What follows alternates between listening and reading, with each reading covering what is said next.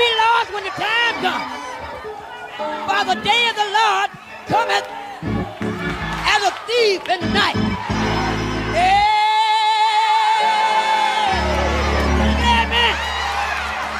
Can I get amen? Well. What's going on, everybody, and welcome to another episode of Tunji's podcast. I am your host, Tunji Taylor Lewis. Guys, the clip you just saw was a clip of James Brown in the role of a pastor in the movie Blues Brothers, movie from the 1980s.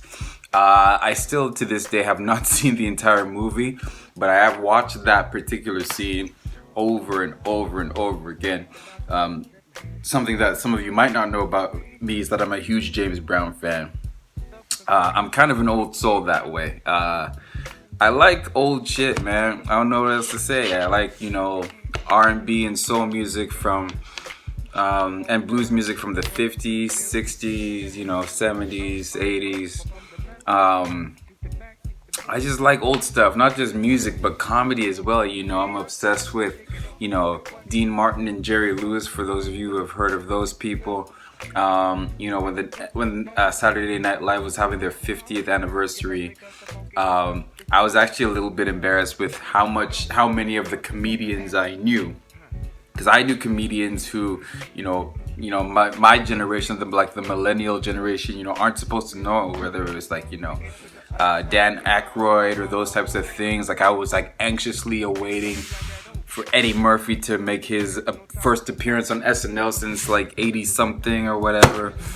I'm nerding out about Eddie Murphy coming up with his new special. I'm like an old soul that way. I really like looking at the history of entertainment.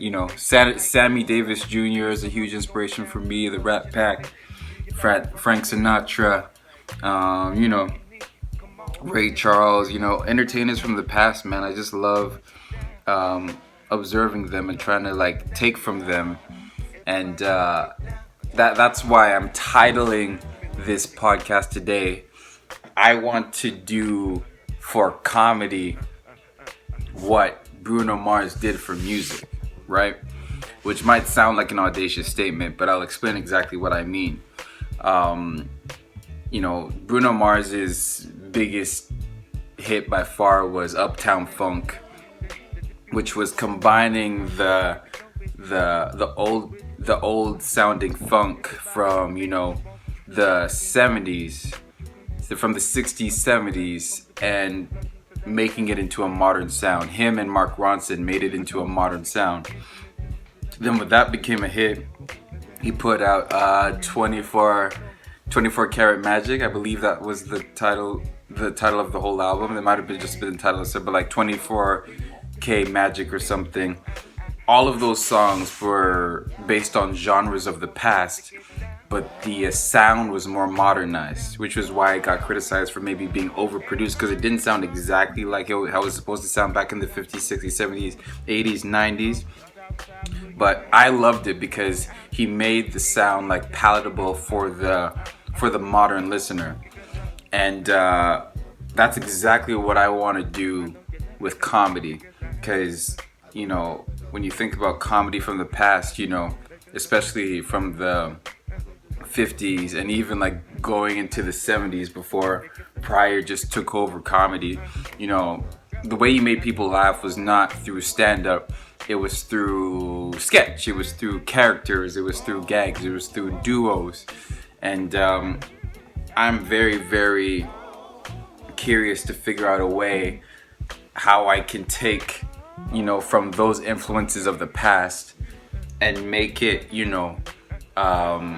and make it watchable for, the modern day audience, For those of you who have heard from the 85 South show with DC Young Fly, Carlos Miller, and Chico Bean, those are guys, 3 stand-ups get on stage and do an hour and a half set together on stage, and they're just riffing, they're going off of the audience, they're just improvising the whole set, which is very, very difficult to do, but they do it, and they do it consistently week in and week out.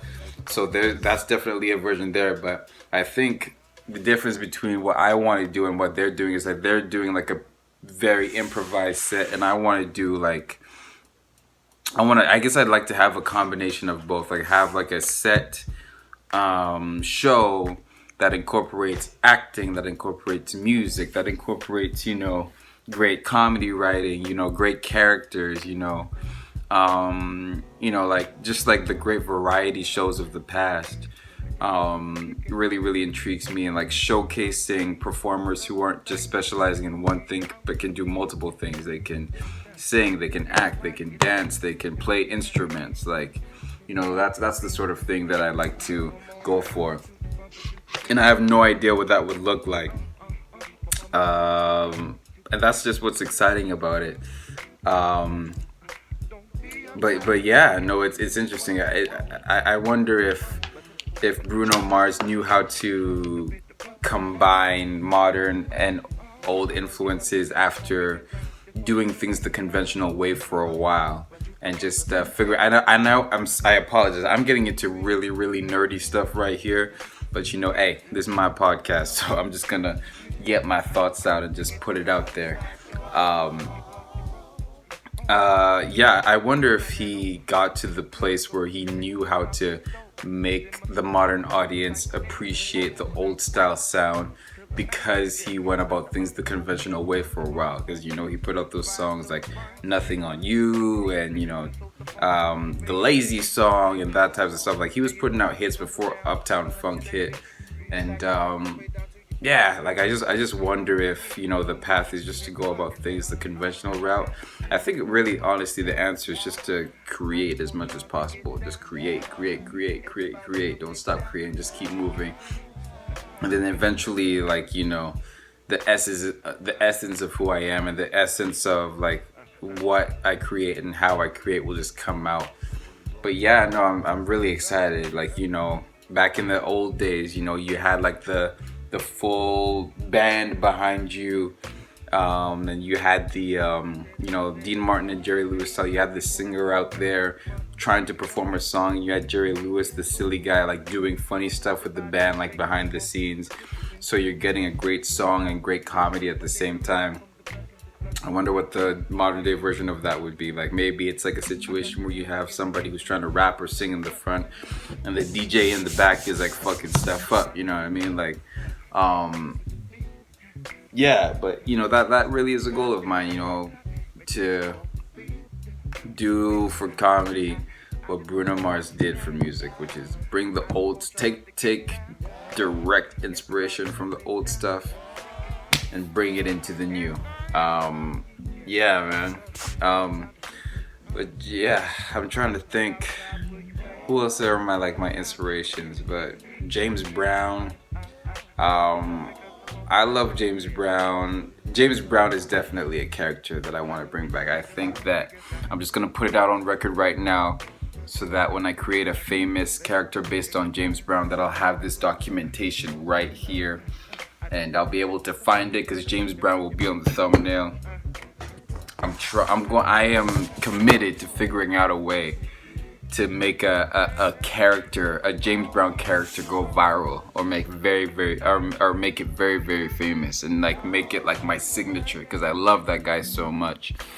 You want to talk about somebody who made perfect records? There aren't too many people like that, Elvis Presley, Michael Jackson, James Brown, Ray Charles. Who else made perfect records, man? Like Beyonce, you gotta put her in there. Aretha Franklin, you gotta put her in there. I know I'm just talking strictly R&B and stuff, but I don't have too much knowledge about other